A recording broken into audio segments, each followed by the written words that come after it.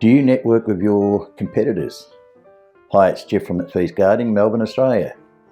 Today's video I want to talk about networking, how we interact with our competitors and how we learn by doing that.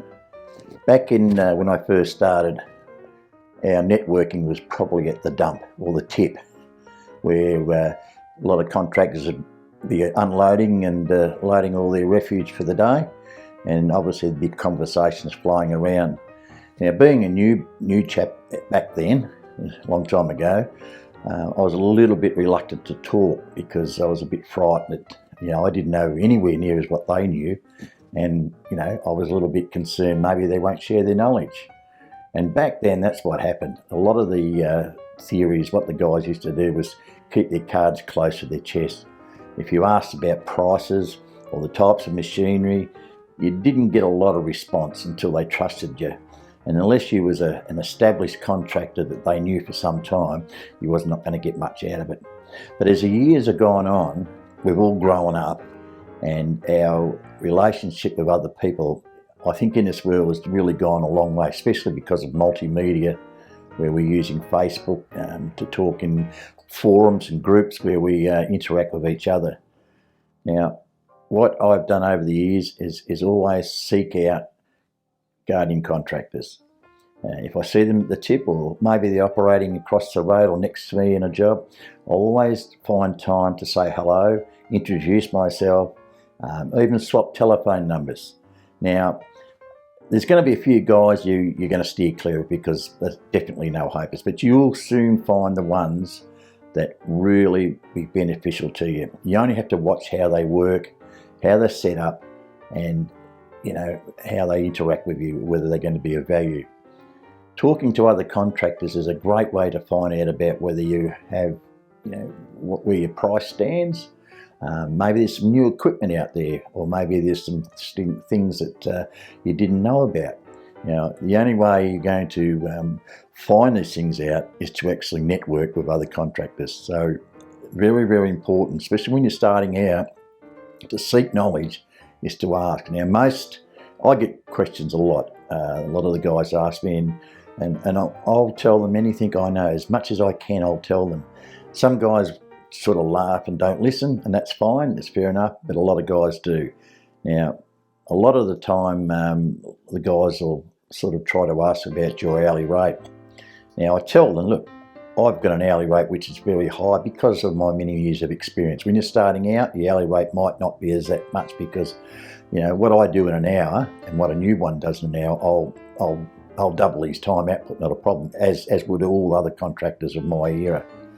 So when you're talking to the guy, especially like, say, for lawn mowing, that's going to be a standard fee, whether it's done by a professional that's been in the game for a long time, or whether it's someone just starting out.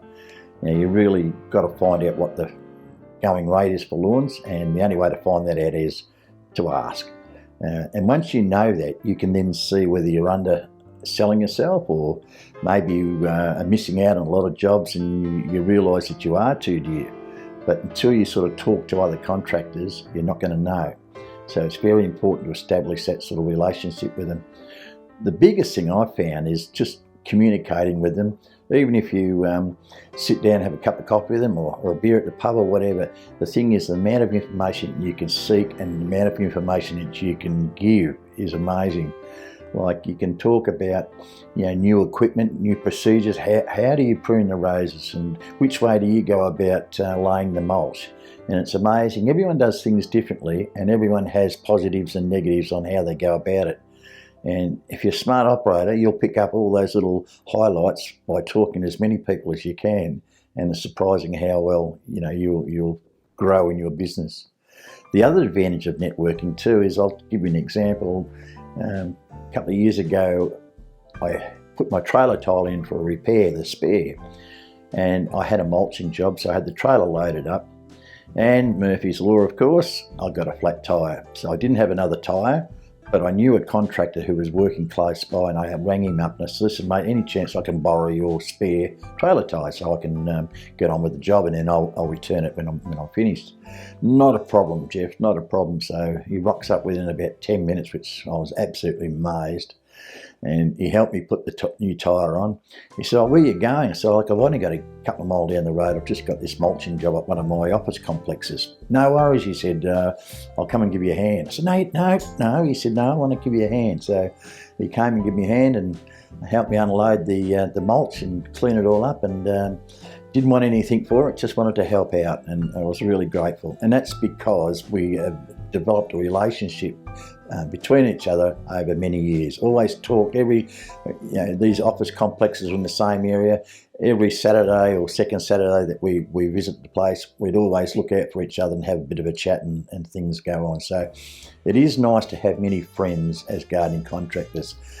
They're your competitor, but there's enough work to go around for all of us. Like the olden days, they were frightened, you're a competitor, you're going to take work off me. Well, that doesn't work these days.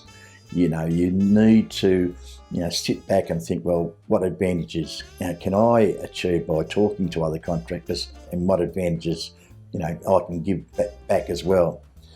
The other networking, of course, and it's on Facebook. You'll see it on multimedia forums of gardeners. Really good information. But the only thing is, when people get behind the keyboard, they tend to exaggerate a bit.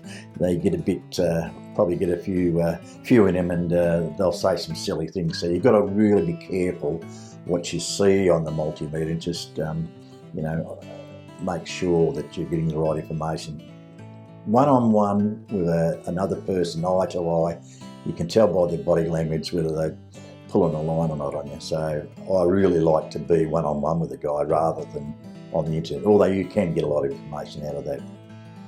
The other important thing is networking, of course, is all your mower shops, your different types of mower shops that offer different services, your gardening supplies, nurseries. Very important to get to know them, get to know the manager, because a number of times I've had jobs where I've been short. The other day, for example, I had to plant out some ficus, which were 450 millimetre pots. So they're quite large, quite big, and quite expensive. And I needed 12. Now, they sourced 10, but they couldn't get the other 2. And I really needed 12 because the job just wouldn't look right. So I planted the 10 out, and within the time I got to the end, the manager said, "Listen, I just sourced another 2 from another nursery for you." He said, "They'll be delivered in the next hour." And I was just absolutely stoked, because I'd have developed that relationship with that nursery, and he knew me, and I obviously buy quite a lot of stuff off him over the years.